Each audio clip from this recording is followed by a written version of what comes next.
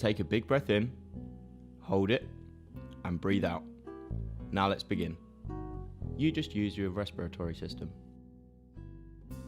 It is a system in humans that is designed to extract oxygen from the air so we can use it in respiration around the body, and at the same time get rid of carbon dioxide gas into the air, which is the waste product from respiration. Let's follow a molecule of oxygen gas as it travels through the respiratory system. As you inhale, the molecule is drawn in through the mouth or the nose. It goes into the back of the throat where it enters a tube called the trachea. The trachea or windpipe has special rings of cartilage to keep it open at all times so you can breathe if you are lying down asleep or on a trampoline. The oxygen molecule now travels down the trachea and then will go into either the left or the right lung via a tube called the bronchus. This bronchus then splits into smaller tubes called bronchioles. And finally, the oxygen molecule will make its way into a tiny air sac called an alveolus.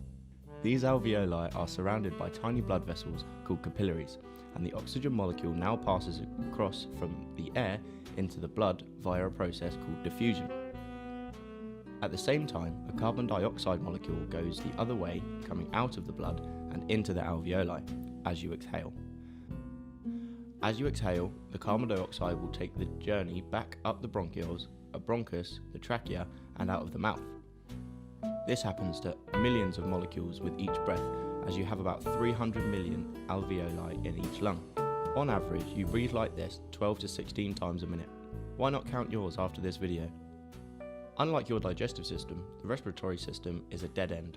If something bad gets into your lungs, it's very hard to get it back out. As usual, the body has an answer to this. Look very closely at the cells lining the trachea and the bronchi. Some of them have tiny little hairs on them called cilia. And in between these cells are other cells called goblet cells that are secreting mucus. This mucus traps dirt, dust and bacteria before it enters the lungs. The cilia then waft this mucus up into the mouth where it can be swallowed to be killed by your stomach acid. There are many things that can go wrong with your lungs, such as asthma, pneumonia and diseases associated with smoking, such as emphysema and chronic bronchitis. However, if you have a problem, a doctor may perform a bronchoscopy.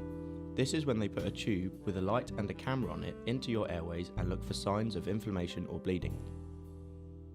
Take a big breath in, hold it, and breathe out, and relax.